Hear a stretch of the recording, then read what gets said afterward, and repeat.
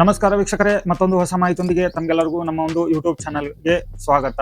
ಈ ಒಂದು ವಿಡಿಯೋದಲ್ಲಿ ತಿಳಿಸ್ಕೊಡ್ತಾ ಇರೋ ಮಾಹಿತಿ ಏನಪ್ಪಾ ಅಂತಂದ್ರೆ, ಮೇರಾ ರೇಷನ್ ಅನ್ನೋ ಒಂದು ಅಪ್ಲಿಕೇಶನ್ ನಲ್ಲಿ ನಾವು ಆಧಾರ್ ಕಾರ್ಡ್ ನಂಬರ್ ಅನ್ನ ಹಾಕಿಬಿಟ್ಟು ಲಾಗಿನ್ ಆಗ್ಲಿಕ್ಕೆ ಹೋದಾಗ Aadhaar number does not match ಅಂತ ಹೇಳಿ ಬರ್ತಾ ಇದೆ.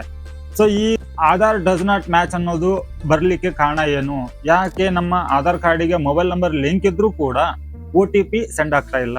ಸೊ ಇದನ್ನ ತಿಳ್ಕೊಬೇಕು ಅಂತಂದ್ರೆ ವಿಡಿಯೋನ ಪೂರ್ತಿಯಾಗಿ ನೋಡಿ. ಯಾಕೆ ಅಂತಂದ್ರೆ ಇಲ್ಲಿ ಬಹಳ ಕಮೆಂಟ್ಸ್ ಗಳು ಬಂದಿದಾವೆ ಇದೇ ಒಂದು ಟಾಪಿಕ್ ಮೇಲೆ.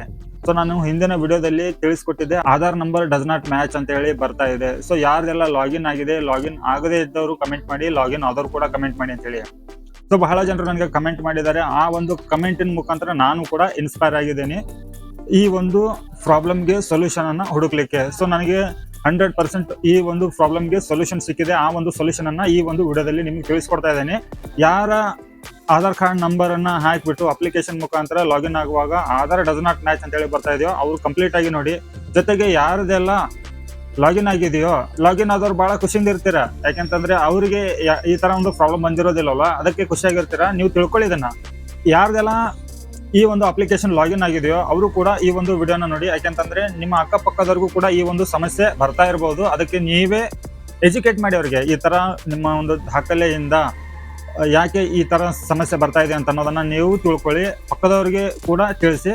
ಸೊ ಅವರ ಒಂದು ಪ್ರಾಬ್ಲಮ್ ಕೂಡ ಒಂದು ಸೊಲ್ಯೂಷನ್ ಸಿಗೋ ತರ ನೀವು ಹೇಳಿ, ಸರಿನಾ? ಇದನ್ನ ವಿಡಿಯೋನ ಪೂರ್ತಿಯಾಗಿ ನೋಡಿದ್ರೆ ಮಾತ್ರ ನಿಮ್ಗೆ ಗೊತ್ತಾಗುತ್ತೆ ಅದು ಏನ್ ಪ್ರಾಬ್ಲಮ್ ಆಗಿದೆ ಅಂತ ಹೇಳಿ.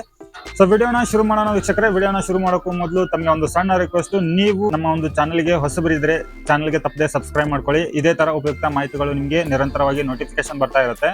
ಜೊತೆಗೆ ನೀವು ಕಮೆಂಟ್ ಮಾಡೋದ್ರಿಂದ ನಮ್ಗೆ ಮುಂದಿನ ವಿಡಿಯೋ ಯಾವ ಒಂದು ಟಾಪಿಕ್ ಮೇಲೆ ಮಾಡಬೇಕು ಅಂತ ಅನ್ನೋದು ಕೂಡ, ಜೊತೆಗೆ ನಿಮ್ಮ ಒಂದು ಸಮಸ್ಯೆಗಳನ್ನ ಸರಿಪಡಿಸೋಕೆ ನೆಕ್ಸ್ಟ್ ವಿಡಿಯೋ ಕೂಡ ನಮ್ಗೆ ಮಾಡ್ಲಿಕ್ಕೆ ಒಂದು ದಾರಿ ಆಗುತ್ತೆ. ಸೊ ಅದಕ್ಕಾಗಿ ತಪ್ಪದೆ ಕಮೆಂಟ್ ಅನ್ನ ಮಾಡೋದನ್ನ ಮರಿಬೇಡಿ. ಸೊ ವಿಡಿಯೋನ ಶುರು ಮಾಡೋಣ. ಹಿಂದಿನ ವಿಡಿಯೋದಲ್ಲಿ ನಾನು ನಿಮ್ಗೆ ಹೇಳಿದ್ದೆ Aadhaar card does not match ಅಂತ ಹೇಳಿ ಬರ್ತಾ ಇದೆ ಲಾಗಿನ್ ಆಗುವಾಗ ಅಂತ ಹೇಳಿ.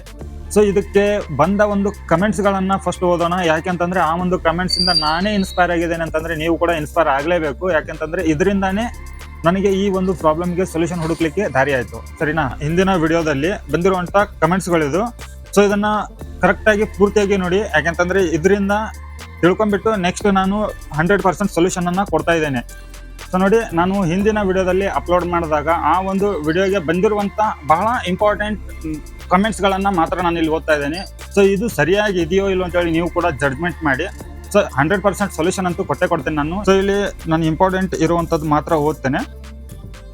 ಸೊ ನೋಡಿ, ಇಲ್ಲಿ ಒಂದು ಕಮೆಂಟ್ಸ್ ಬಂದಿದೆ, ಇಲ್ಲ ಅದರಲ್ಲಿ BPL ರೇಷನ್ ಕಾರ್ಡ್ ಇದ್ರೆ ಮಾತ್ರ ಆಧಾರ್ ನಂಬರ್ ನಿಂದ ಓಪನ್ ಆಗುತ್ತೆ ಮತ್ತು ನಿಮ್ಮ ರೇಷನ್ ಕಾರ್ಡಿನ ಮಾಹಿತಿ ಕೂಡ ದೊರೆಯುತ್ತದೆ. ಮತ್ತು ಇದರಲ್ಲಿ APL ಕಾರ್ಡ್ ಇದ್ರೆ ಮಾತ್ರ ಯಾವುದೇ ಮಾಹಿತಿ ತೋರಿಸೋದಿಲ್ಲ ಮತ್ತು ಇದರಲ್ಲಿ ಹಲವಾರು ವಿವಿಧ ಸೇವೆಗಳು ದೊರೆಯುತ್ತದೆ. ಸರಿ ಸರ್, ಇದು ಕೂಡ ಒಂದು ರೀಸನ್ ಅಂತ ಅನ್ಕೋಬಹುದು. ಸೊ ರೀಸನ್ ಬೇರೆ ಇದೆ, ನಾನು ಹೇಳ್ಕೊಡ್ತೇನೆ ನಿಮ್ಗೆ. ಇಲ್ಲಿ ಇನ್ನೊಂದು ಕಮೆಂಟ್ಸ್ ಬಂದಿದೆ ನೋಡಿ. ಸರ್, ಇದರಲ್ಲಿ NFSA ಅಂದ್ರೆ central government ration card link ಯಾರ್ದು ಇದೆ ಅವರಿಗಷ್ಟೇ ಆಧಾರ್ ಕಾರ್ಡ್ ಇಂದ ಓಪನ್ ಆಗುತ್ತೆ. ಯಾರ್ದು ಸ್ಟೇಟ್ ರೇಷನ್ ಕಾರ್ಡ್ ಇದೆ ಅವರದು ಆಗುವುದಿಲ್ಲ, ಅದರಲ್ಲಿ ಆಧಾರ್ ನಾಟ್ ಮ್ಯಾಚ್ಡ್ ಅಂತ ಬರುತ್ತೆ ಅಂತ ಹೇಳಿ ಕೊಟ್ಟಿದ್ದಾರೆ. ಸೊ ಇವರು ಕಮೆಂಟ್ಸ್ ಮತ್ತೆ ಹಿಂದಿನ ಒಂದು ಕಮೆಂಟ್ಸ್, ಎರಡು ಕಮೆಂಟ್ಸ್ಗಳು ಇಲ್ಲಿ ಇಂಪಾರ್ಟೆಂಟ್ ಅನಿಸ್ತು. ಸೊ ಈ ಒಂದು ಎರಡು ಕಮೆಂಟ್ಸ್ ಗಳ ಮುಖಾಂತರ ನಾನು ಡಿಸ್ಕವರ್ ಮಾಡ್ಲಿಕ್ಕೆ ಈಸಿ ಆಯ್ತು ಈ ಒಂದು ಪ್ರಾಬ್ಲಮ್ಗೆ ಸೊಲ್ಯೂಷನ್. ಸೊ ಇವ್ರು ಹೇಳಿರುವಂತ ಮಾಹಿತಿಗಳು ಸರಿಯಾಗಿ ಇಲ್ಲ. ಸೊ ಮೊದಲನೇದಾಗಿ ನಾನು ಕ್ಲಿಯರ್ ಆಗಿ ಹೇಳ್ತೀನಿ. ಸೊ ಕಮೆಂಟ್ಸ್ ಮಾಡೋದ್ರಿಂದ ನಾನು ಇನ್ಸ್ಪೈರ್ ಆಗ್ಲಿಕ್ಕೆ ಅಥವಾ ನಿಮಗೆ ಮಾಹಿತಿ ತಿಳಿಸ್ಕೊಡ್ಲಿಕ್ಕೆ ಈಸಿ ಆಯ್ತು. ಬಟ್ ಇವ್ರು ಕೊಡ್ತಾ ಇರೋ ಮಾಹಿತಿ ಅವರು ವಿಚಾರನ ತಿಳಿಸ್ಕೊಟ್ಟಿದ್ದಾರೆ, ಬಟ್ ಅದಕ್ಕೆ ಸೊಲ್ಯೂಷನ್ ಇದಲ್ಲ. ಸೊ ಫಸ್ಟ್ ನಾನು ಅಪ್ಲಿಕೇಶನ್ ಅನ್ನ ಓಪನ್ ಮಾಡಿಬಿಟ್ಟು ನಿಮಗೆ ಡಸ್ ನಾಟ್ ಮ್ಯಾಚ್ ಅಂತ ಹೇಳಿ ಯಾಕೆ ಬರ್ತಾ ಇದೆ, OTP ಯಾವಾಗ ಸೆಂಡ್ ಆಗುತ್ತೆ ಅನ್ನೋದು ತಿಳಿಸ್ಕೊಡ್ತೇನೆ. ನನ್ನ ಒಂದು ಕಮೆಂಟ್ಸ್ ಅನ್ನ ಕ್ಲೋಸ್ ಮಾಡಿದ್ದೇನೆ. ಅಪ್ಲಿಕೇಶನ್ ಅನ್ನ ಓಪನ್ ಮಾಡ್ಕೊಳ್ಳೋಣ. ಸೊ ನಾನು ನಿಮ್ಗೆ ಇಲ್ಲಿ ಲೈವ್ ಆಗಿನೇ ತೋರಿಸ್ಕೊಡ್ತಾ ಇದ್ದೇನೆ. ಸೊ ಇಲ್ಲಿ ನೋಡಿ, ಇವಾಗ ಆಧಾರ್ ನಂಬರ್ ಅನ್ನ ಎಂಟ್ರಿ ಮಾಡ್ಬೇಕಾಗತ್ತೆ. ಇಲ್ಲಿ ಕಾಣ್ತಾ ಇರುವಂತ ಕ್ಯಾಪ್ಚನ್ ಹಾಕಿಬಿಟ್ಟು, ಸರಿನಾ? ಲಾಗಿನ್ ಮೇಲೆ ಕ್ಲಿಕ್ ಮಾಡ್ತಾ ಇದ್ದೇನೆ. ಸೊ ನೋಡಿ, ಇಲ್ಲಿ ಆಧಾರ್ ಕಾರ್ಡ್ ನಾಟ್ ಮ್ಯಾಚ್ ಅಂತ ಹೇಳಿ ಬರ್ತಾ ಇದೆ. ಸೊ ಇದು ಎಲ್ಲರಿಗೂ ಬರ್ತಾ ಇರುವಂತ ಪ್ರಾಬ್ಲಮ್ ಅಲ್ಲ, ಇದು ಕೆಲವೊಬ್ಬರಿಗೆ ಮಾತ್ರ ಈ ಪ್ರಾಬ್ಲಮ್ ಬರ್ತಾ ಇದೆ. ಸೊ ಅಂದ್ರೆ ಇವಾಗ ನಾನು ನಿಮಗೆ OTP ಸೆಂಡ್ ಆಗೋ ತರ ಹೇಳ್ಕೊಡ್ತೇನೆ ನೋಡಿ. ಇವಾಗ ನೋಡಿ ವೀಕ್ಷಕರೇ, ಇವಾಗ OTP ಸೆಂಡ್ ಆಗುತ್ತೆ. ಸೊ ನೋಡಿ, ಇಲ್ಲಿ OTP ಸೆಂಡ್ ಆಗಿದೆ. ಸೊ OTP ಸೆಂಡ್ ಆಗ್ಲಿಕ್ಕೆ ಅಥವಾ ಆಧಾರ್ ಡಸ್ ನಾಟ್ ಮ್ಯಾಚ್ ಅಂತೇಳಿ ಬರಲಿಕ್ಕೆ ಕಾರಣ ಏನು ಅಂತಂದರೆ, ನಿಮ್ಮ ಆಧಾರ್ ಕಾರ್ಡ್ದಲ್ಲಿ ಮತ್ತು ನಿಮ್ಮ ರೇಷನ್ ಕಾರ್ಡ್ದಲ್ಲಿ ಹೆಸರು ಸೇಮ್ ಆಗಿರಬೇಕು, ಒಂದೂ ಕೂಡ ಸ್ಪೆಲ್ಲಿಂಗ್ ಮಿಸ್ಟೇಕ್ ಆಗಿರಬಾರ್ದು. ಇದು ಒಂದಾಯಿತು. ನಂತರ ಡೇಟ್ ಆಫ್ ಬರ್ತು, ನಂತರ ಮೇಲು ಫಿಮೇಲು, ನಂತರ ನೀವು ಇನ್ನೂ ಒಂದು ತಪ್ಪನ್ನು ಮಾಡಿರ್ತೀರ. ಅದೇನಪ್ಪ ಅಂತಂದರೆ ಅದೇ ದೊಡ್ಡ ತಪ್ಪು. ನಿಮ್ಮ ರೇಷನ್ ಕಾರ್ಡ್ ಅಲ್ಲಿ ಇರುವಂಥ ಒಂದು ಅಡ್ರೆಸ್ಸು, ಸೊ ನೀವು ಬೇರೆ ಯಾವುದೋ ಒಂದು ಊರಲ್ಲಿ ಇರ್ತೀರ, ಸೊ ನೀವು ದುಡಿಲಿಕ್ಕೆ ಅಥವಾ ಟ್ರಾನ್ಸ್ಫರ್ ಆಗೋದು ಅಥವಾ ಶಿಫ್ಟ್ ಆಗೋದು ಅಲ್ಲಿ ಹೋಗಿ ಬಿಟ್ಟರು ಆ ಒಂದು ಪ್ಲೇಸ್ನಲ್ಲಿ ಇರುವಂಥ ಅಡ್ರೆಸ್ನಲ್ಲಿ ನಿಮ್ಮ ಆಧಾರ್ ಕಾರ್ಡಲ್ಲಿ ಅಡ್ರೆಸ್ಸನ್ನು ಬದಲಾವಣೆ ಮಾಡ್ಕೋತೀರ. ಸೊ ನಿಮ್ಮ ಆಧಾರ್ ಕಾರ್ಡಲ್ಲಿ ಇರೋ ಅಡ್ರೆಸ್ಸು ನಂತರ ರೇಷನ್ ಕಾರ್ಡ್ದಲ್ಲಿ ಇರೋ ಅಡ್ರೆಸ್ಸು ಎರಡು ಒಂದಕ್ಕೊಂದು ಮ್ಯಾಚ್ ಆಗ್ತಾ ಇರೋದಿಲ್ಲ, ಸರಿನಾ? ನಾನು ಇಲ್ಲಿ ನಿಮಗೆ ಪಕ್ಕದಲ್ಲಿ ಒಂದು ರೇಷನ್ ಕಾರ್ಡನ್ನು ತೋರಿಸ್ತಾ ಇದ್ದೇನೆ. ಸೊ ಆ ಒಂದು ವ್ಯಕ್ತಿಯ ರೇಷನ್ ಕಾರ್ಡ್ದಲ್ಲಿ ಇರುವಂಥ ಅಡ್ರೆಸ್ಸು ಒಂದೂರಿಂದಿದೆ, ಅವರ ಆಧಾರ್ ಕಾರ್ಡ್ದಲ್ಲಿ ಇರುವಂಥ ಅಡ್ರೆಸ್ಸು ಇನ್ನೊಂದೂರಿಂದಿದೆ.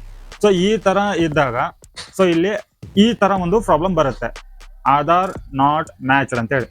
ಸೊ ಈ ಒಂದು ಪ್ರಾಬ್ಲಮಿಗೆ ಸೊಲ್ಯೂಷನ್ ಇದೆ. ನಿಮ್ಮ ಆಧಾರ್ ಕಾರ್ಡ್ದಲ್ಲಿ ಇರೋ ಅಡ್ರೆಸ್ಸು ರೇಷನ್ ಕಾರ್ಡ್ದಲ್ಲಿ ಇರೋ ಅಡ್ರೆಸ್ ಎರಡು ಒಂದೇ ಇರಬೇಕು, ಮ್ಯಾಚ್ ಆಗ್ತಾ ಇರಬೇಕು.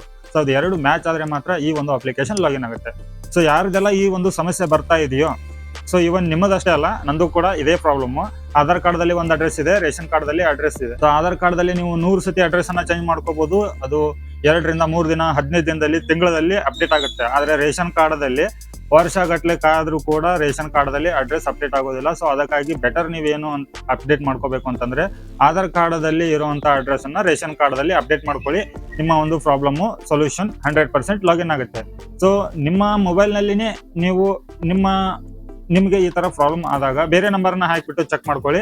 ಅವ್ರದ್ದು ಆಧಾರ್ ಕಾರ್ಡ್ದಲ್ಲಿ ಇರುವಂಥ ಅಡ್ರೆಸ್ಸು ರೇಷನ್ ಕಾರ್ಡ್ದಲ್ಲಿ ಇರೋ ಅಡ್ರೆಸ್ ಎರಡು ಸೇಮ್ ಇದ್ದವ್ರದ್ದು ಇಮಿಡಿಯೇಟ್ಲಿ ಲಾಗಿನ್ ಆಗ್ತಾ ಇದೆ, OTP ಸೆಂಡ್ ಆಗ್ತಾ ಇದೆ. ಸೊ ಯಾರ್ದೆಲ್ಲ ಮ್ಯಾಚ್ ಆಗ್ತಾ ಇಲ್ವೋ ಅವ್ರದ್ದು ಲಾಗಿನ್ ಆಗ್ತಾ ಇಲ್ಲ, OTP ಸೆಂಡ್ ಆಗ್ತಾ ಇಲ್ಲ. ಸೊ ವೀಕ್ಷಕರೇ, ಇಷ್ಟು ಈ ವಿಡಿಯೋದಲ್ಲಿ ಮಾಹಿತಿ ಇರುತ್ತೆ. ಈ ಮಾಹಿತಿ ತಮಗೆ ಉಪಯೋಗ ಆಗಿದ್ರೆ ವಿಡಿಯೋಗೆ ಒಂದು ಲೈಕ್ ಕೊಟ್ಟು ಚಾನಲ್ಗೆ ಸಬ್ಸ್ಕ್ರೈಬ್ ಮಾಡಿ, ತಪ್ಪದೇ ಕಮೆಂಟನ್ನು ಮಾಡಿ. ಮತ್ತೆ ಹೊಸ ಮಾಹಿತಿಯೊಂದಿಗೆ ಸಿಗ್ತೀನಿ. ಅಲ್ಲಿವರೆಗೂ ಜೈ ಹಿಂದ್.